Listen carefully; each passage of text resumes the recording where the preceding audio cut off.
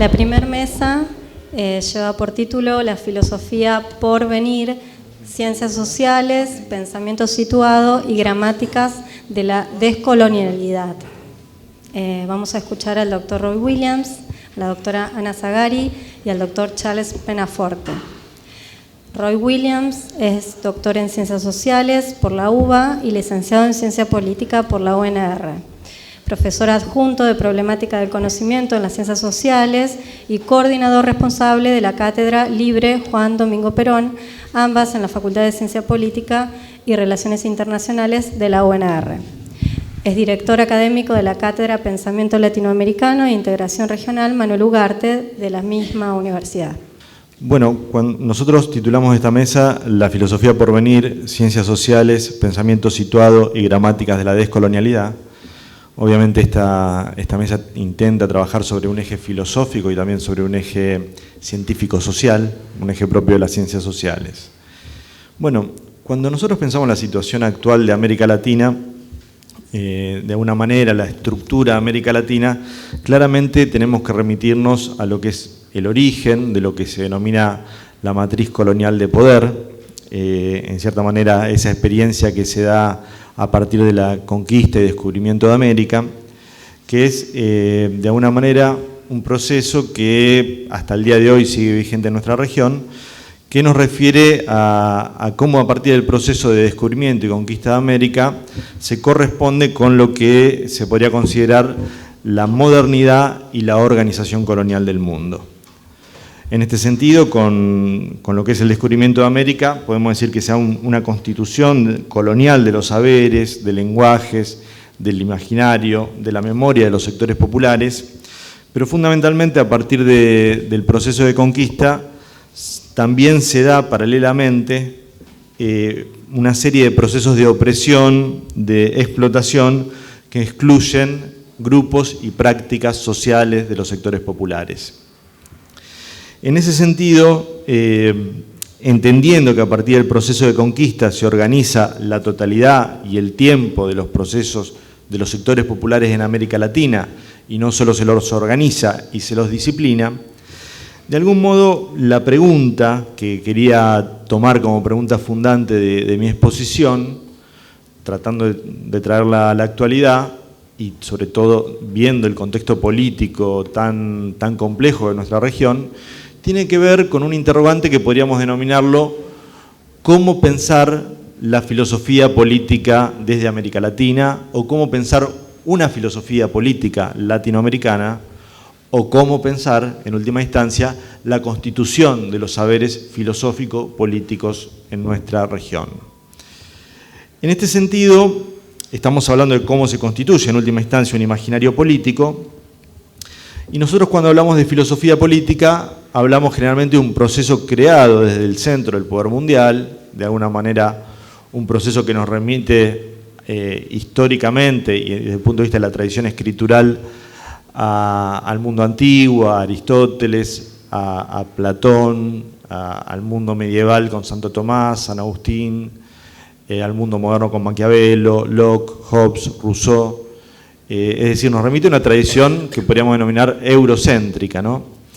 Y en ese sentido, el discurso canónico de la filosofía política, en cierta manera, lo que ha tenido es una serie de problemáticas, como la legitimidad del poder, como las mejores formas de gobierno, como el estatuto epistemológico de la ciencia política, pero todos estos debates han ocultado, o todas estas líneas de producción que se han elaborado en los países centrales, han ocultado que este discurso también se remite a una serie de relaciones de poder que están ocultadas entre centro y periferia, ¿no? Es decir, estos saberes normales y normalizadores que se dan dentro de la tradición escritural occidental europea, también no solo son problemáticas inherentes a esos sectores, sino que también terminan ocultando relaciones de asimetría entre centros de producción y periferias que están sujetas a relaciones de dominación semicolonial por esos sectores centrales. Entonces, de alguna manera, arrancar a pensar una filosofía desde América Latina implica reconocer esta asimetría entre centros y periferias y a la vez nos remite, como plantean varios de los escritores de la tradición decolonial, a otra tradición filosófico-política que se da en la región, que no es la de Hobbes, no es la de Rousseau, no es la de Spinoza, sino que en realidad es una tradición política propia que se abre con Bartolomé de las Casas, que se abre con Guamán Poma de Ayala, que en el siglo XX, en la época moderna, es continuada por personas como Mariátegui, como Martí, en el mundo extra latinoamericano por personas como Frantz Fanon, pero nos conduce a una tradición política o una tradición filosófico-política otra. Es decir, otros nombres, otras problemáticas, otras situaciones, otras producciones. Pero si nosotros quisiéramos de alguna manera pensar el punto de partida axiomático de una filosofía política latinoamericana, claramente el eje estructurador de esa nueva filosofía política es el problema de la liberación.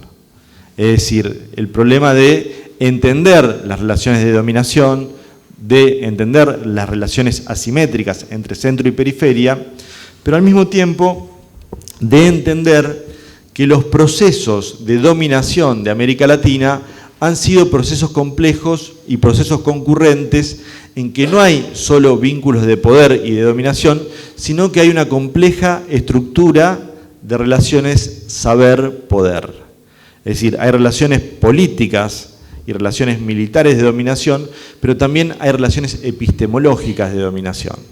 Entonces, claramente, como punto, de alguna manera, de estas relaciones, por ejemplo, de dominación epistemológica políticas, para citar un ejemplo, en el Río de la Plata, podemos ver cómo en el siglo XIX claramente se constituye un ideario hegemónico a partir de tres corrientes de pensamiento que van a garantizar las relaciones de dominación en nuestra región, que son, en primer lugar, el iluminismo, el romanticismo y como fuerte currícula disciplinadora a finales del siglo XIX, el positivismo. En estos tres tipos de corrientes nosotros nos encontramos con un conjunto de prácticas de dominación que de alguna manera nos muestran que hay no solo dispositivos de poder creados por las élites dirigentes, sino que también hay dispositivos de saber que garantizan esas relaciones de dominación. Si nosotros, dentro del marco de la Cuenca del Plata, del Río de la Plata, tendríamos que ver una sentencia que sintetice esas relaciones de dominación, saber-poder en nuestro país, pero también en América del Sur, claramente el eje de esas relaciones es la propuesta sarmientina de civilización o barbarie, ¿no? Es decir, es el eje estructurador de las políticas segregacionistas y de dominación colonial y semicolonial en la región. Bueno, en ese marco lo que me interesaba plantear como posibilidad, para traer un poco la actualidad, podríamos decir que serían tres vectores posibles para pensar una nueva filosofía política desde América Latina. Tres vectores que están en nuestra historia, pero creo que pueden ser de utilidad para poder pensar el porvenir de nuestra región y sobre todo las bases de una filosofía política nueva. Esos tres vectores yo los denomino, recién los estuve preparando toda la madrugada y se me ocurrió esta posibilidad para denominarlos, es el triple vector de tiempo, espacio, poder. Es decir, este triple vector que creo que pueden ser, si lo desmontamos, puede darnos las bases de una posibilidad, una filosofía política nueva, o aportes hacia esa filosofía política. Cuando denomino el vector de espacio, me refiero a que creo que es indispensable en una nueva reflexión filosófico-política de América Latina entender que una política para la región tiene que ser una política de carácter situado. Es decir, lejos de esos metarrelatos que se han armado en el contexto eurocéntrico, que le dan a nuestra región un carácter periférico y dependiente, a América Latina la ponen en un lugar claramente de una periferia, creemos que es importante constituir una política situada que se emancipe de esos presupuestos y de esos prejuicios creados en el polo euro-norteamericano de poder. Y en este sentido, como forma de poder pensar tal vez una política situada, conviene citar el ejemplo, que es un ejemplo del siglo XX, un ejemplo de principio del siglo XX, que es el que nos dio la generación del 900, ¿no? La generación del 900, que es la generación que inaugura Rodó con Ariel, que lo ha estudiado mucho Ramiro Podetti, y que se continúa una serie de intervenciones con intelectuales como Manuel Ugarte, Francisco García Calderón, Enrique Sureña, José Vasconcelos, y que es precisamente esa generación que entiende que el proyecto latinoamericano, en contraposición al de Estados Unidos, no era un proyecto inferior, sino que el proyecto latinoamericano nos posibilitaba construir una modernidad alternativa desde América Latina. En este sentido, decimos que es una geopolítica, pero también que implica una geocultura, porque van a entender que frente al proceso imperialista que estaba desplegando Estados Unidos, que era un momento de altísimo crecimiento, pero también de expansión de los Estados Unidos de Norteamérica, como había visto Martí, que frente a esa injerencia imperial y semi-imperial norteamericana, había que constituir un bloque de poder alternativo, ¿no? Un bloque de poder antihegemónico desde América Latina, y que ese bloque no podía realizarse sobre la balcanización de las naciones separadas de nuestra América, sino que había que constituir un bloque Estado continental, emancipador y latino. En ese sentido, eso queda condensado en la historia, en lo que de alguna manera Manuel Ugarte planteó como los Estados Unidos del Sur. Es decir, como contraposición a la política norteamericana, que era materialista, imperialista, la idea era construir un proyecto democrático alternativo, proyecto integrador y mestizo alternativo, que fuera un polo de contrapoder a la hegemonía norteamericana. En ese sentido, creo que nos conviene hablar de una política situada, y más aún de una geopolítica precisamente situada. Claramente esta idea de construir un bloque de poder alternativo a los Estados Unidos, no desde la balcanización de nuestros pueblos, sino de la unidad de estos, me parece que es un elemento que hoy más que nunca debemos tomar como una enseñanza. Y en este sentido recuperar las enseñanzas del último gran geopolítico latinoamericano, que fue Alberto Metol Ferré, que claramente vio esta posibilidad hace 15 años, no solo con el Mercosur, sino con el UNASUR, y es por eso mismo que nosotros hoy tenemos la posibilidad de contar con algunos de sus discípulos, como el profesor Miguel Barrios y Marcelo Bullo, para poder explicarnos claramente qué sería esta posibilidad de una geopolítica situada. Si el primer vector es el vector del espacio, el segundo vector es el vector del tiempo. ¿Y por qué necesariamente se impone para una filosofía latinoamericana repensar el vector del tiempo? Porque de la misma manera que el discurso eurocéntrico construyó un disciplinamiento de los lugares, de las posibilidades y de las situaciones, también el discurso eurocéntrico constituyó una colonización del tiempo, ¿no? Un relato que reparte jerarquías, que reparte temporalidades, que nos habla de pueblos con historia y de pueblos sin historia, y en ese sentido el actor emblemático de esta construcción disciplinaria de la historia es la filosofía de la historia de Hegel, ¿no? Claramente, donde lo que podemos denominar el discurso eurocéntrico encuentra su punto de condensación en términos de una filosofía de la historia.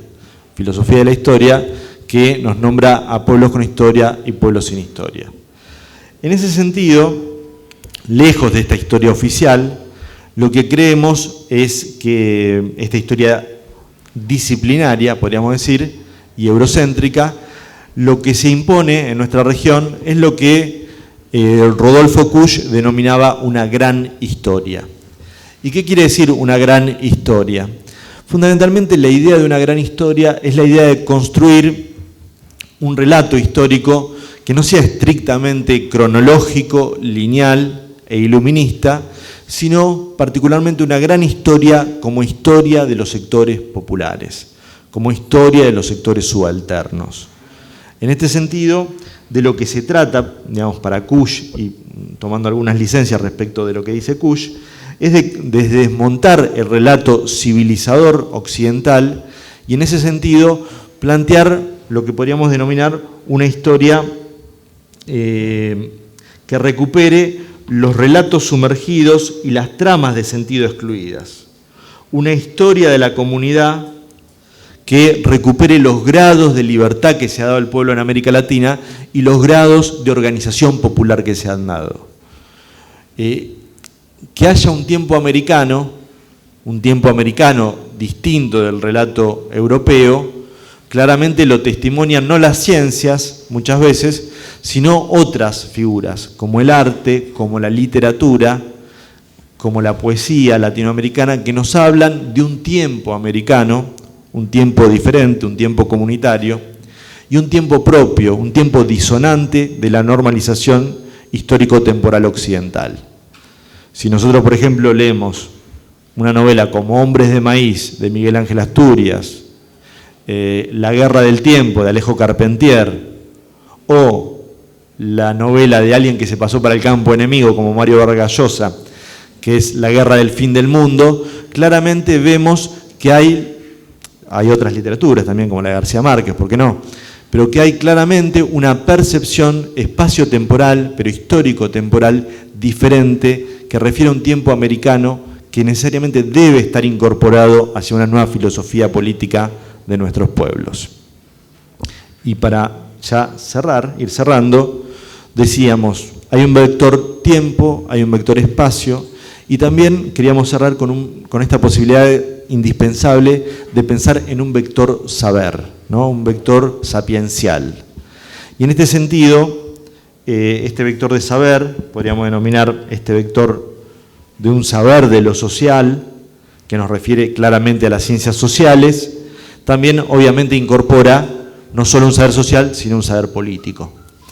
En ese punto, si nosotros nos remitimos a lo que planteaba Edgardo Lander, el origen de las ciencias sociales claramente tiene un carácter fuertemente conservador, ¿no? De alguna manera las ciencias sociales aparecen no desde un punto de vista crítico, sino que aparecen como un conjunto de saberes que se da en el contexto industrial, en la derrota de los sectores populares, y aparece como un vector en su origen, el vector científico-social, como un vector de normalización, ¿no? Wallerstein dice que, bueno, las ciencias sociales, ¿de qué sirvieron en última instancia? Sirvieron como una plataforma de observación científica sobre el mundo social que el capitalismo quería gobernar. Es decir, que en su origen las ciencias sociales claramente tienen un vector conservador, antipopular en cierta manera, pero sobre todo disciplinador de las subjetividades y disciplinador de las comunidades. En este sentido, y aquí sí cerrando, lo que se nos propone como posibilidad y como necesidad es pensar la posibilidad de unas ciencias sociales críticas, es decir, ciencias sociales que escapen al control y a la normalización y que retomen el vector que hablamos primariamente, es decir, ciencias sociales comprometidas y vinculadas a la liberación. En este sentido, las tareas, retomando un poco lo que también planteaba Boaventura de Sousa Santos, de una ciencia de estas características, tiene que ver con la posibilidad de recuperar los conocimientos suprimidos, de construir nuevos conocimientos de resistencia y producción, y de producir alternativas al capitalismo y al colonialismo. En este sentido, lo que serían las ciencias sociales desde esta perspectiva, o lo que implicarían, en tanto incorporan a los sectores reprimidos, pero también generan prácticas de resistencia, esto sería lo que Boaventura denomina una ecología de los saberes. Y en este punto, claramente, estas ciencias sociales críticas entre el dilema de civilización o barbarie, claramente deberían quedarse mucho más cerca del lado de la barbarie. Ahora bien, en ese sentido, y ahora sí voy a terminar, si nosotros nos posicionamos desde este lugar de la barbarie, Rodolfo Kusch, ante este dilema, planteó un problema, que es el de posicionarse en la barbarie, y es el problema de la seducción de la barbarie. ¿Por qué? Porque la barbarie, fundamentalmente, frente a la cultura oficial, a la cultura letrada, la barbarie, lo popular, siempre aparece en un lugar de negatividad, en un lugar de negación, en un lugar que está reducido a la periferia, pero también a la idea de los sin voz, ¿no? En cierta manera hay una negatividad de lo popular frente a la cultura oficial.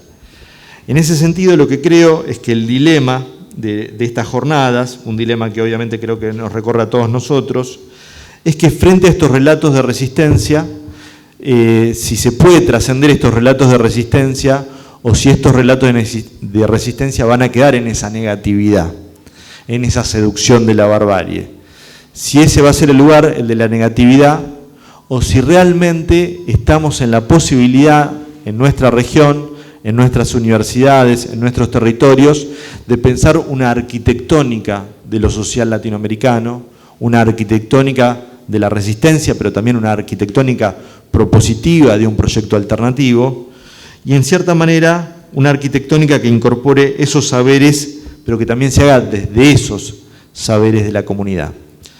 En ese sentido, estas jornadas tratan de indagar esta posible arquitectónica, por un lado de la filosofía y las ciencias sociales, como esta mesa, de la hermenéutica y la cultura popular, como queremos trabajar en nuestra segunda mesa, de la territorialidad y los saberes sociales, que nos llevan a nuestra tercera mesa, y finalmente desde la geopolítica latinoamericana, que nos permita vislumbrar los destinos de nuestra región en el sistema mundo del siglo XXI.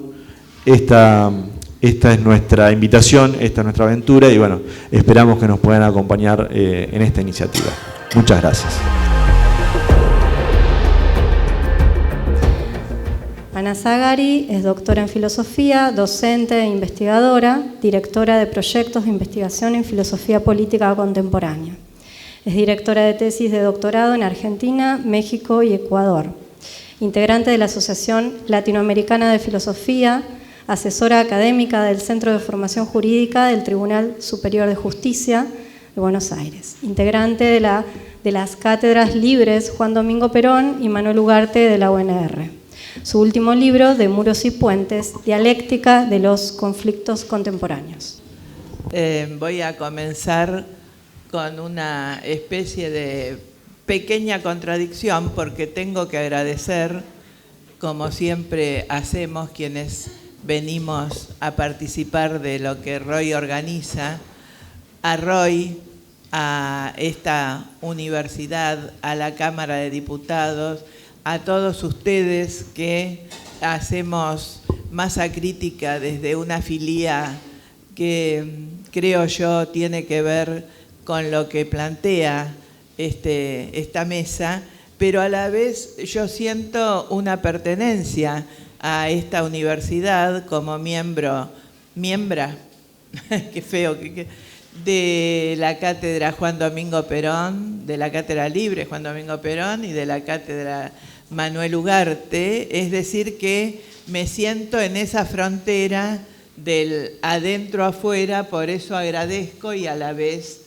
reconozco estar siempre disponible para lo que nos convoca tanto las cátedras como la universidad, siempre en la figura de Roy.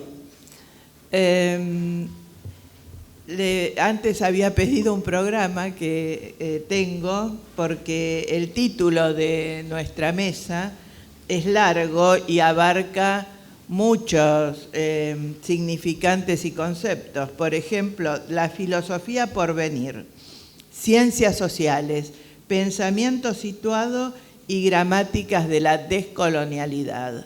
Yo voy a tomar algunas de estas cuestiones desde un lugar que es lo que yo trabajo, que es la filosofía política contemporánea, y desde un lugar de militancia política, la del Frente de Todos, la del peronismo o todos nuestros aliados que hoy estamos trabajando para que cierta colonialidad que se ha instalado en la patria y en la patria grande también, en estos últimos años de los que Roy hizo mención, una colonialidad del conservadurismo, no del neoliberalismo, yo creo que es del conservadurismo, que ha calado en la pobreza, en la indigencia, y no solo en la pobreza material,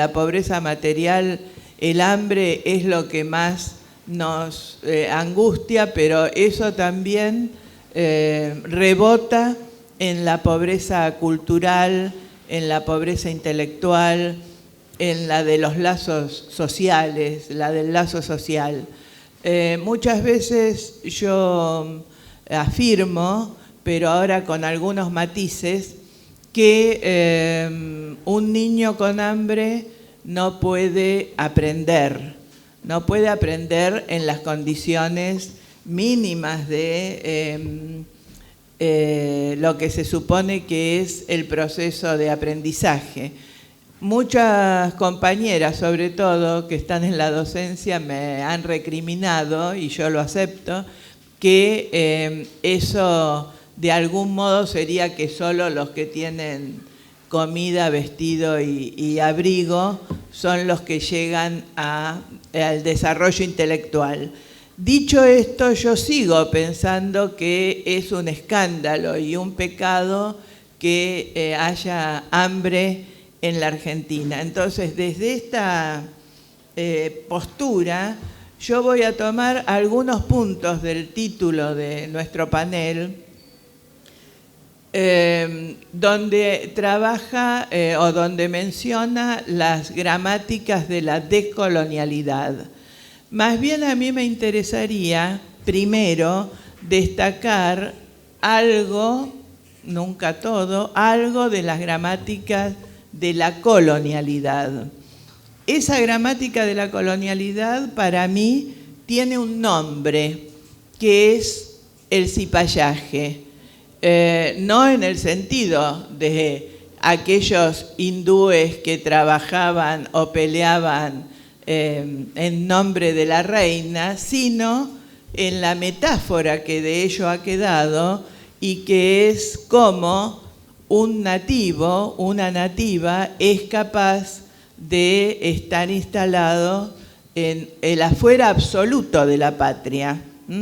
Yo nunca creo que la patria se cierre sobre sí misma y que eso sea una virtud, pero las fronteras, incluso del conocimiento, como Roy planteaba antes, que son y nos atraviesan a todos, son fronteras que son plurales y que vienen de ámbitos y de lugares diferentes. Ahora, la categoría, el sustantivo, adjetivado también, cipayo, que puede ser femenino totalmente, es el jugar afuera, en el afuera absoluto, a favor de intereses contrarios a lo que sería la patria y la patria grande.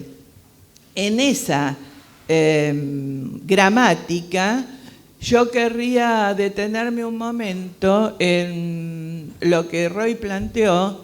Desde Sarmiento nos lo repiten, civilización o barbarie, que Francisco mencionó en relación con los problemas de nuestra Amazonía como civilización y barbarie, y me parece que plantea algo que, dicho desde ese lugar, que no es cualquier lugar, y por eso creo que la filosofía política y toda filosofía está siempre acercada por defecto o por exceso, por amistad o por enemistad, a algunas ciencias sociales, pero también a la teología y a la pastoral, y quizás para mí hoy más que nunca está bueno escuchar la pastoral de Francisco, cuando él dice que hay en la patria grande una civilización, no lo dice en estas palabras, pero de segunda, como que a los paraguas, a los bolitas, a los cabecitas negras, casi lo estoy citando literalmente, se nos toma como un civilizado o una civilizada de segundo orden. Esa es una concepción valorativa, ética.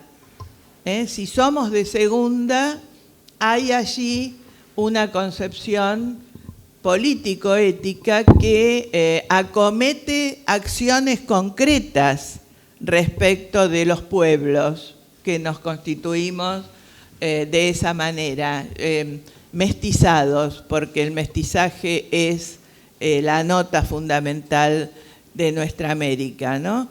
Entonces, Francisco no lo menciona, pero a mí me interesa mencionarlo a Juan Bautista Alberdi, que es efectivamente un prócer argentino, y nadie le va a quitar ese mérito, pero que en las bases dice taxativamente, cuando plantea la cuestión de las poblaciones que tendrían que habitar el suelo argentino, que un obrero inglés, aún con la dificultad del lenguaje, aprendería mucho más rápido cualquier labor u oficio que un gaucho nuestro. Allí hay ya una marca indeleble de una concepción que en el decir de Roy, en esas tres formas de la filosofía que ha llegado y que hemos aceptado repetir, se vuelven a hacer carne. En ese punto, entonces, yo, estando en una universidad y recordando lo que dijo nuestro rector, tenemos que empezar a mirar cómo hay notas distintivas en nuestra patria que nos permiten pensar con esperanza, a pesar de el corsi e ricorsi que constantemente estamos, en el que constantemente navegamos en nuestra historia, determinadas notas, digo, de lugares simbólicos como la universidad para pensar el porvenir que siempre, creo yo, está cercanísimo de nuestro presente. Una universidad que desde el reformismo es modelo de la producción de conocimiento, de ciencia, de tecnología, y que a la vez, con Perón, cuando se hace gratuita, es capaz de recibir entonces al pueblo y de hacer que esa creatividad inmanente sea capaz de entrar a las aulas y de hacerse de los saberes propios de una universidad en el mestizaje con los saberes de las experiencias del pueblo. Cuando Alberdi plantea la cuestión de la inmigración, sabemos todos que no está planteando la inmigración que efectivamente luego llegó a la Argentina. Y hoy estamos con el mismo problema, ¿no? Parece que lo oscuro, lo negro, lo mestizado es un disvalor, y lo mismo que lo fueron, aunque ahora el que dice que el paraguayo nos quita el trabajo, también dice, en una contradicción, que la inmigración de nuestros abuelos y de nuestros padres había sido otra, mejor, porque habían venido los italianos, los españoles, los judíos, que eso sí querían trabajar. En fin, dicho esto, creo que una de las cuestiones centrales a pensar, graves, que nos da a pensar, es esta cuestión que yo reitero, no tengo otro significante más actualizado, es la del cipallaje. Y creo que hoy estamos ante escenarios donde visiblemente hay acciones y también omisiones, pero fundamentalmente acciones que nos permiten afirmar que este es un problema interno serio y un problema a abordar no solo desde la filosofía política, desde la pastoral o desde las ciencias sociales, sino desde una escucha a el saber popular que muchas veces conceptualiza mejor que un intelectual. Roy nombró, hablando de una filosofía situada, a muchos que contribuyeron a ella. Yo quiero recordar, porque plantear la filosofía situada, es decir, plantear una geocultura que es la que nos alberga y desde donde es necesario pensar, es un trabajo que se viene haciendo desde hace mucho tiempo y también invisibilizando desde hace mucho tiempo desde el poder hegemónico, sea el universitario o el del Estado. Han contribuido a hacer un plexo teórico, práctico, porque es político y ético, además de filosófico, pensadores como Agustín de la Riega, como Amelia Podetti, como Armando Porati, como Mario Casalla, como el padre Scanone, como Rodolfo Kusch.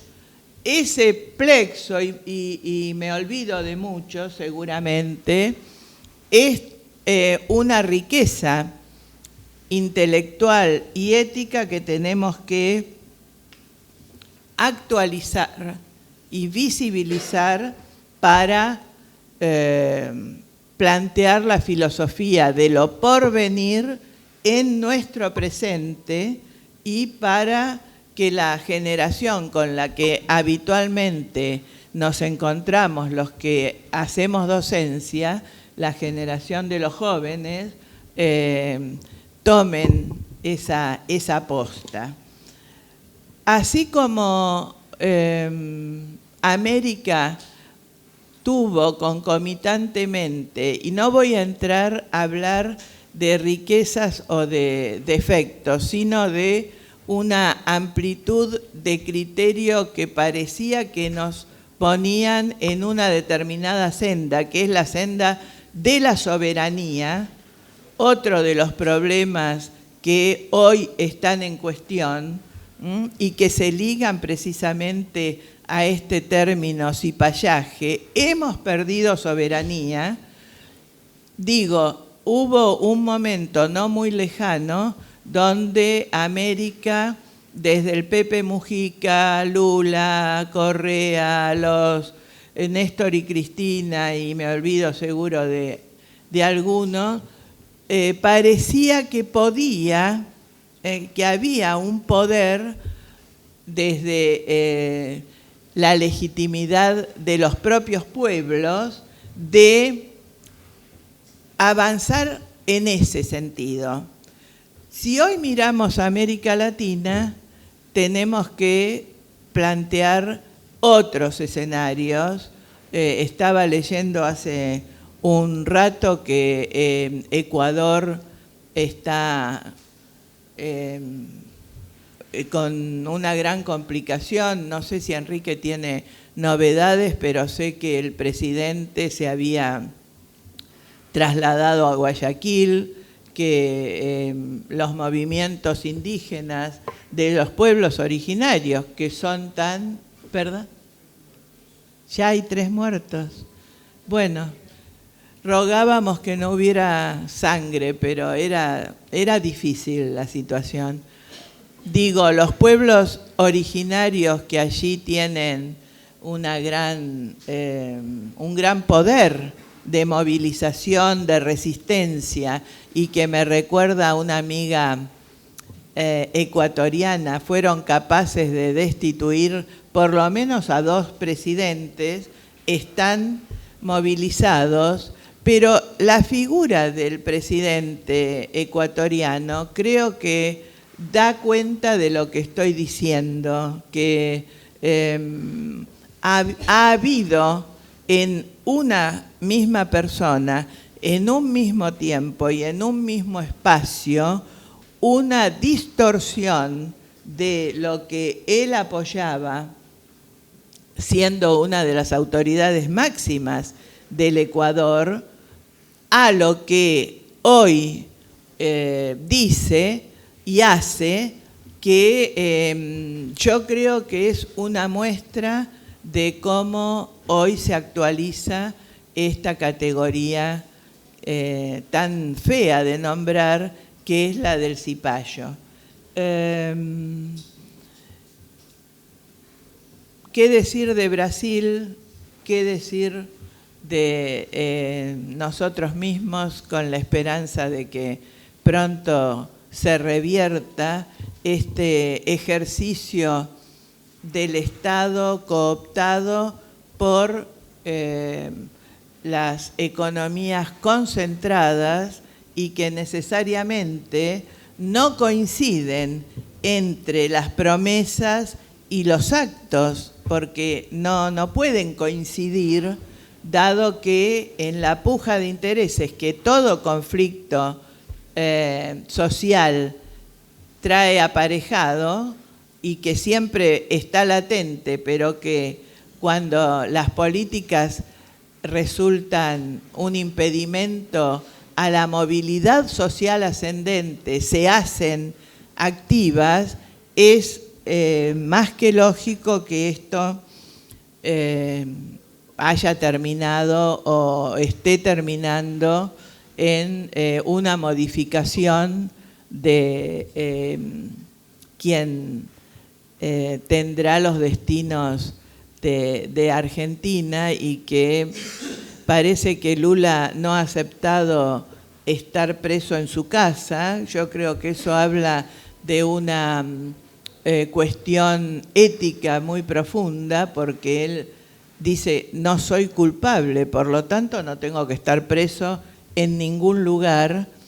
Y el otro problema que todos nosotros conocemos es que América Latina es el centro del deseo de apropiación imperialista. Un deseo de apropiación que no es solamente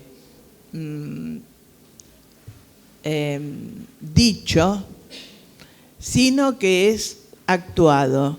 América Latina es el continente del deseo de apropiación del imperialismo por el agua, por la extensión de nuestras tierras, por la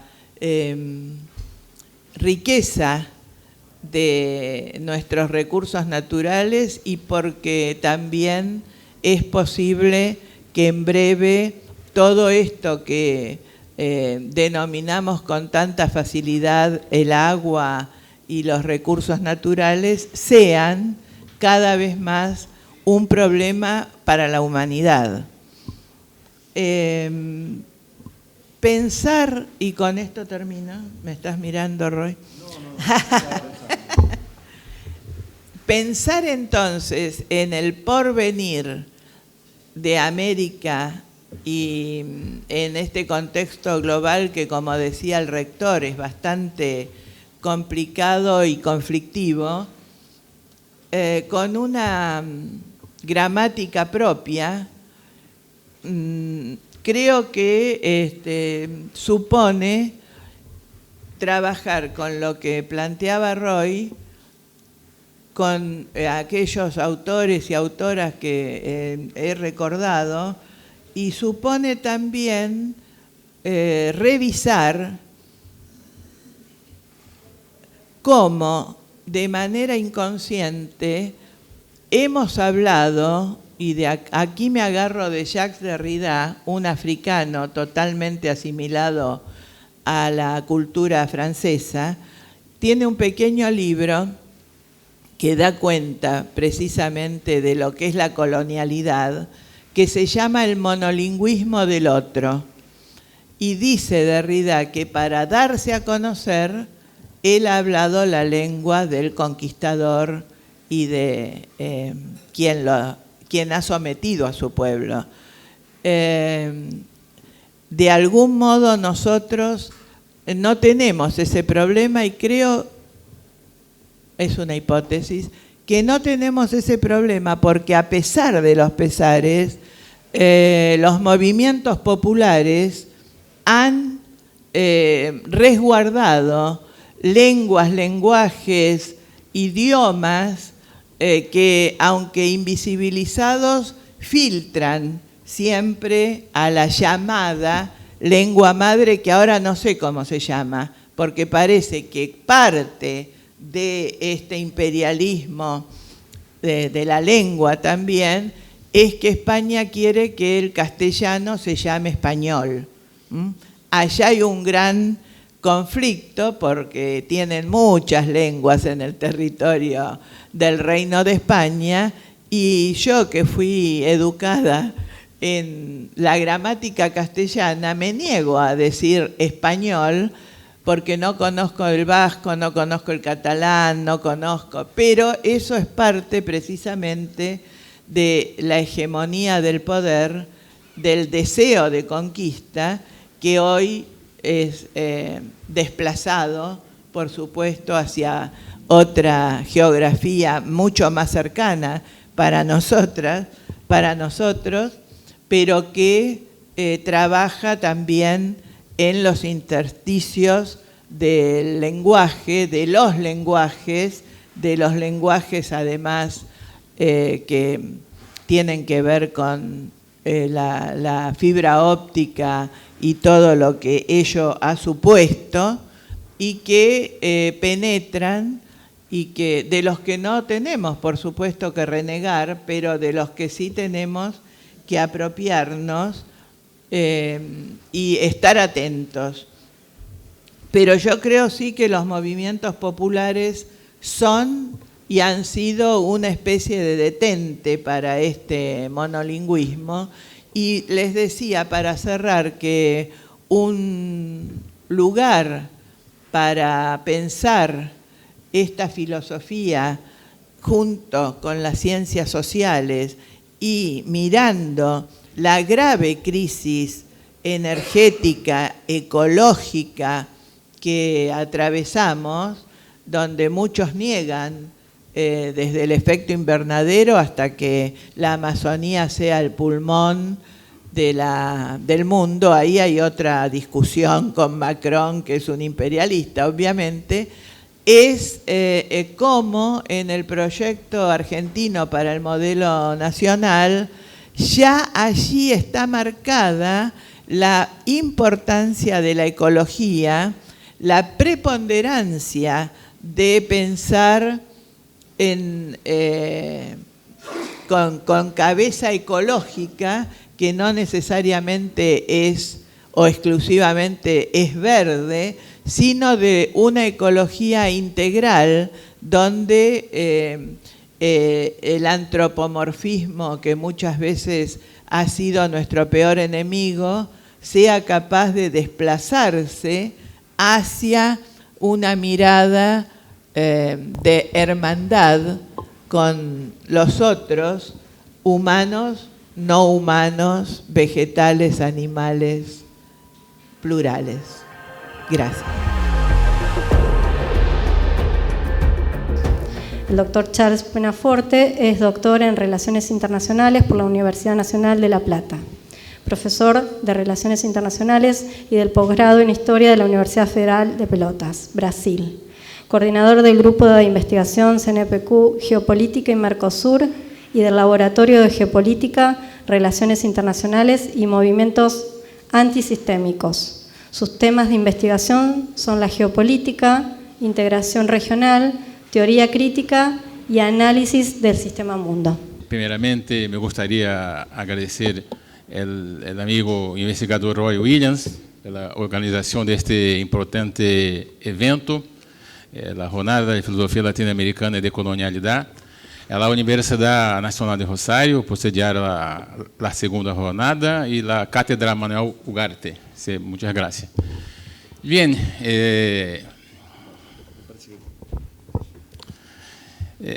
se em la primeira cátedra, ou melhor, se na primeira jornada a situação não era tão boa para os argentinos, eu creio que hoje para o Brasil temos também uma visão um pouco não muito animadora, pero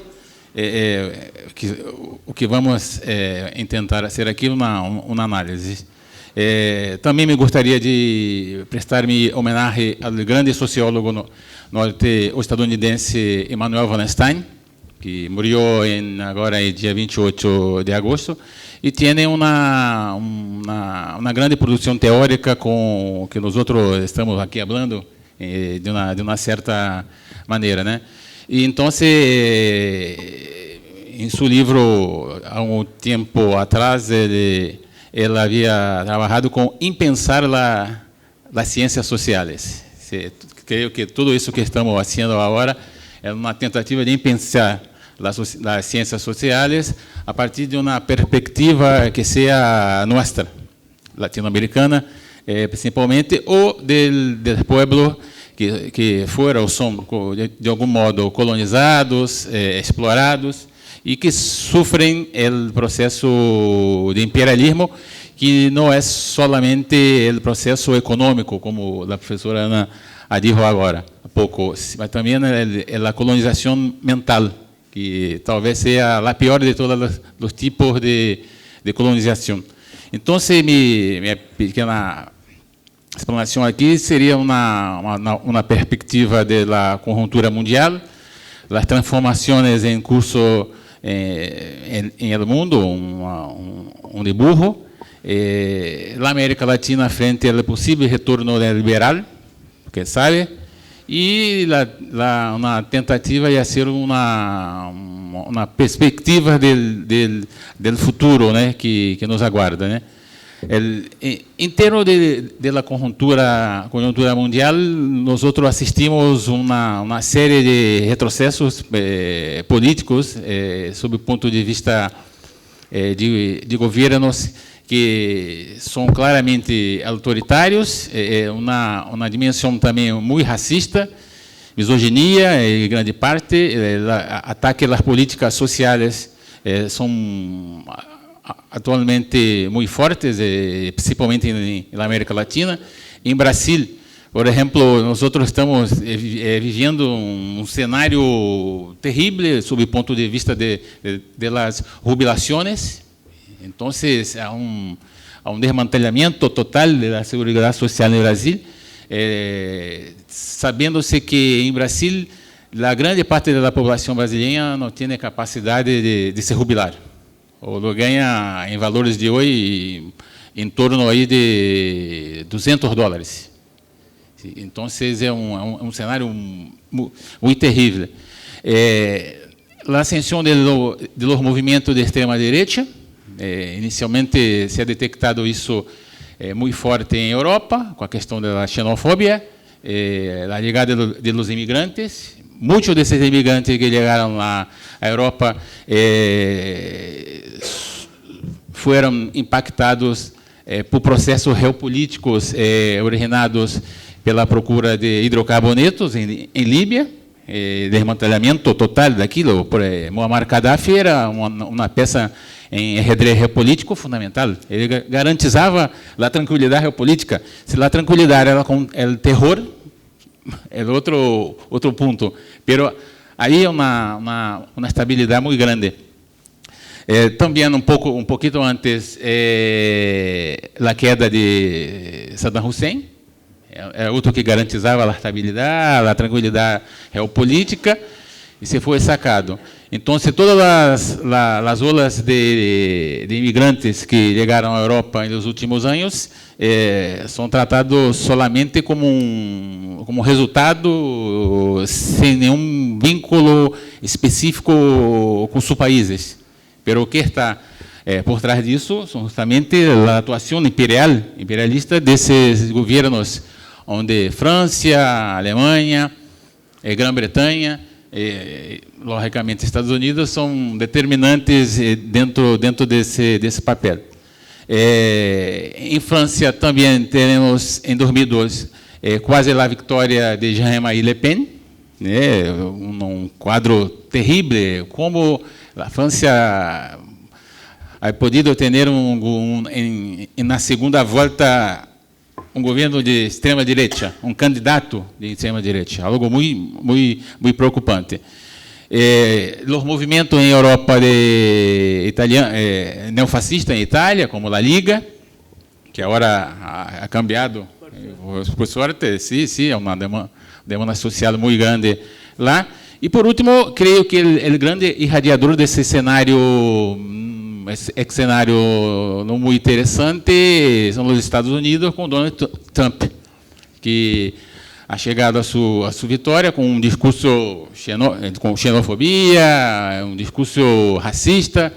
Então, isso marca como se fosse exemplo para outros países do mundo, especificamente de América Latina.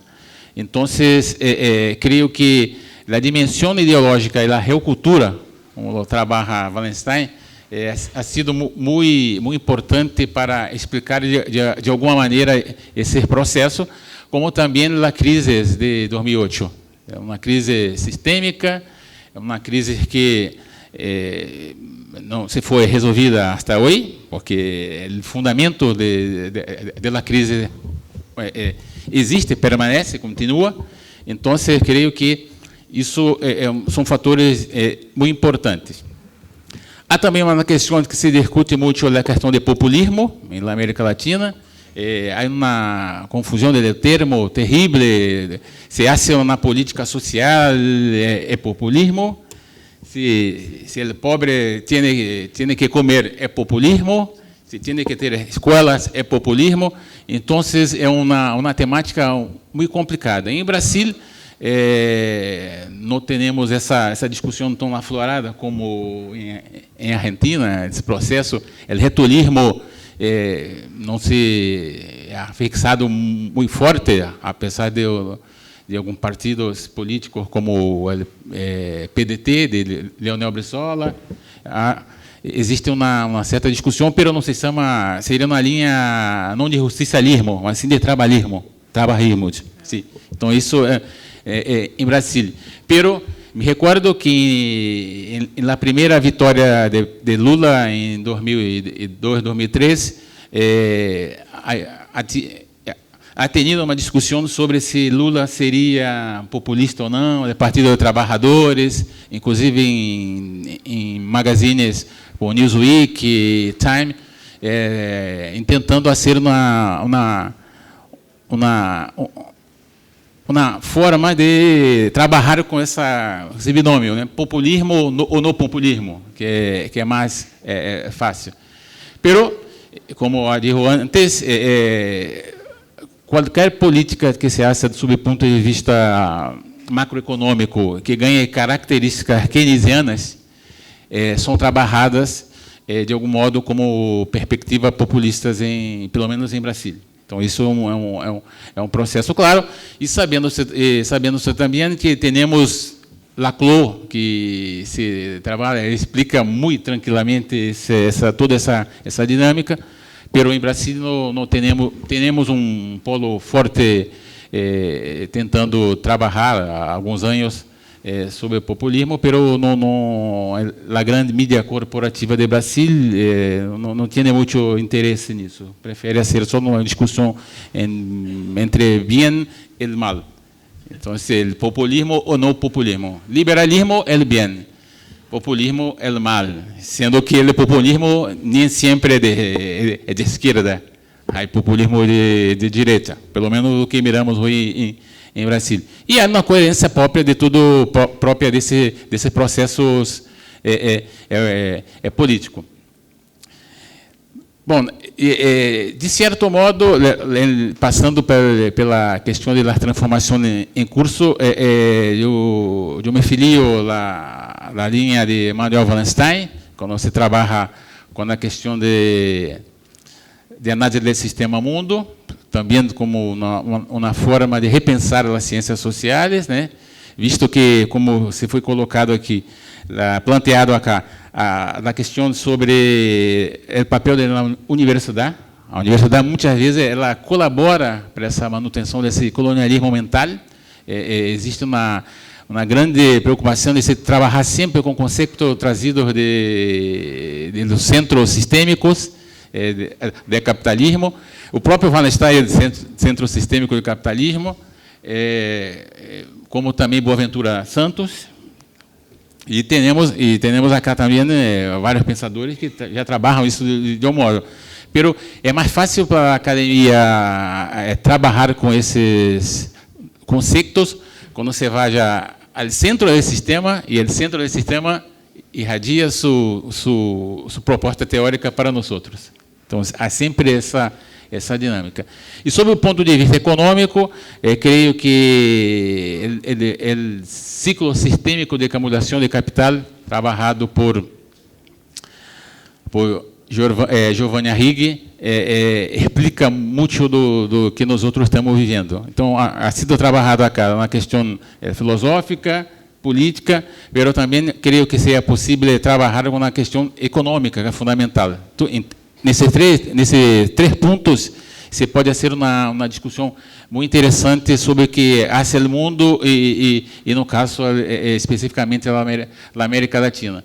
Então, segundo Wallenstein, e que eu concordo com ele, nós traímos em um grande momento de transformação, ou melhor, um momento de bifurcação e caos.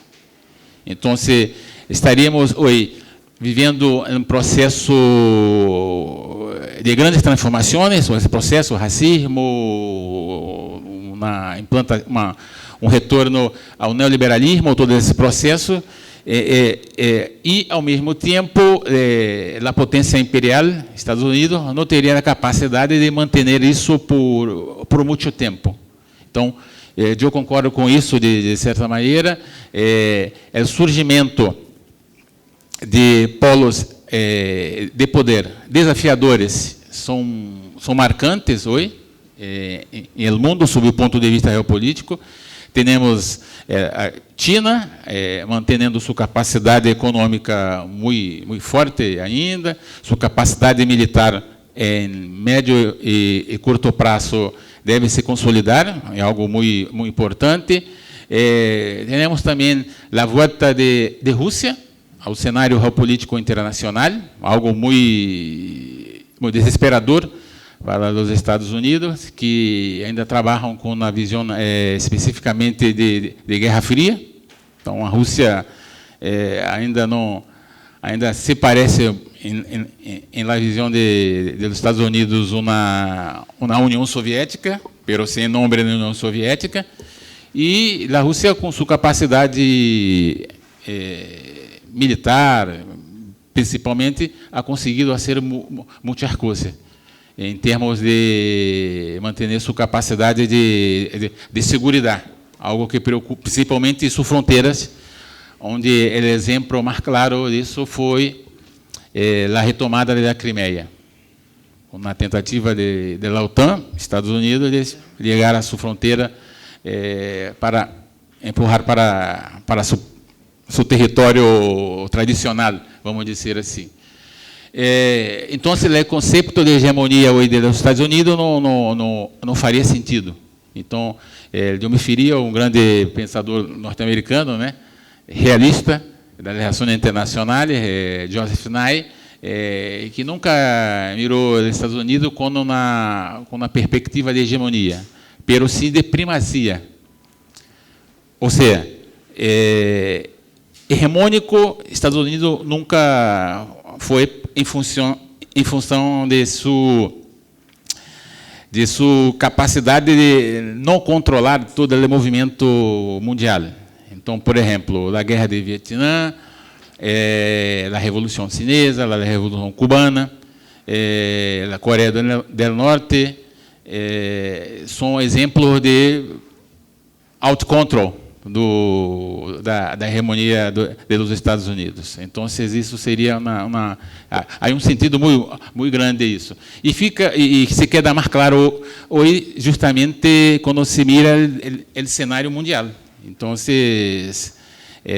a guerra econômica entre China e Estados Unidos é justamente isso. A China faz um processo desafiador em sua capacidade de trabalhar de uma maneira constante ao longo do tempo e sem a tutela dos Estados Unidos. Isso se move muito claro. Bem, e a América Latina? Especificamente em Brasil. Em Brasil, hoje temos um cenário muito terrível. Em ano passado, estive em La Plata, em um encontro de relações internacionais, antes da posse de Bolsonaro. E em Brasília, pelo menos no campo da universidade, no campo da esquerda, uma preocupação de que todos nós outros seríamos presos após sua posse. Então, era um cenário realmente muito preocupante.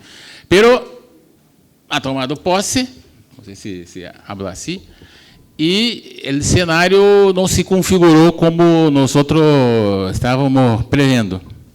Então, muitas das coisas que o governo planteava não se hace de maneira muito tranquila. Isso eu creio que é um ponto muito importante da democracia brasileira. As instituições são, de certo modo, a própria direita brasileira ha quedado um pouco assustada com o discurso de extrema-direita de Bolsonaro.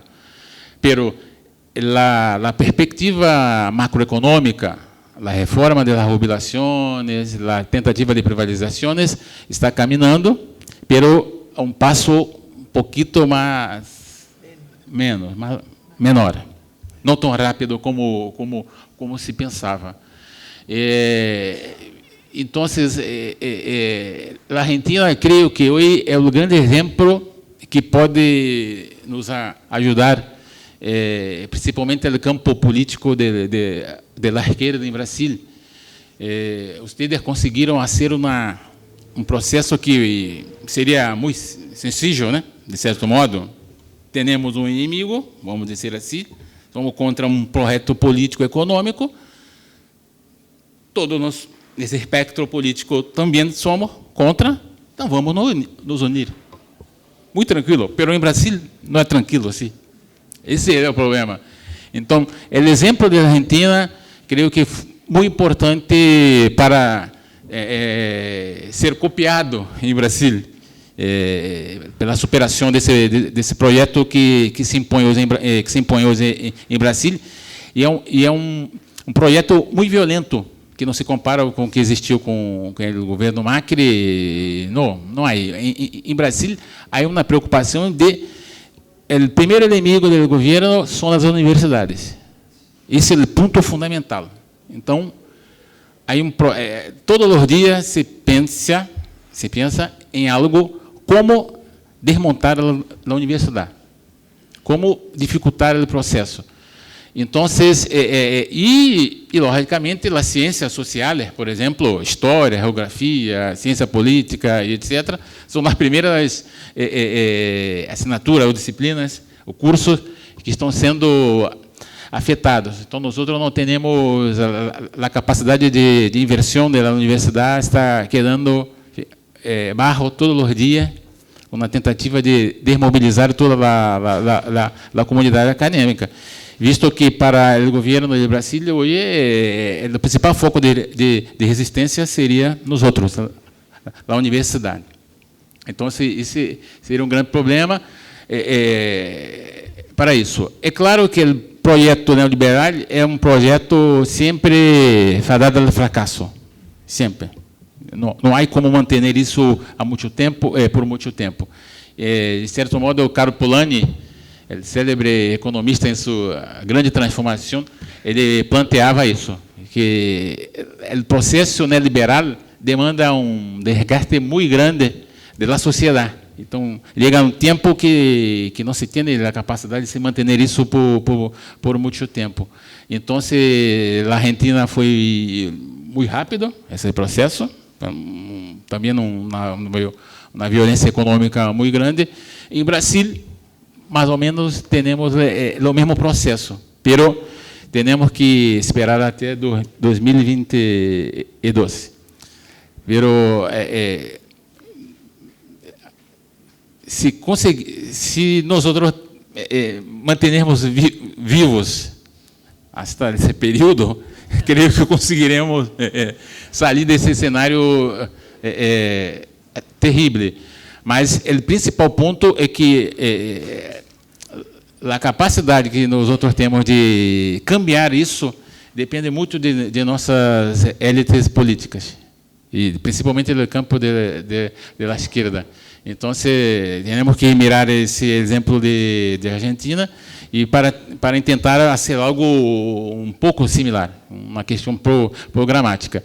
E as ciências sociais têm esse papel, né, de trabalhar essa macrovisão, né, que é muito importante, mas que infelizmente os governantes nunca leem os livros para mirar um pouquinho o que ha passado em tempo não muito lejos, para entender que existe um certo ciclo e que, de certo modo, é possível mirar ou fazer prognóstico para o futuro, pero o que infelizmente não se faz na América Latina é que se tenta permanecer em um modelo que necessita de um pequeno ajuste, mas que não são hechos. Então, isso é muito terrível.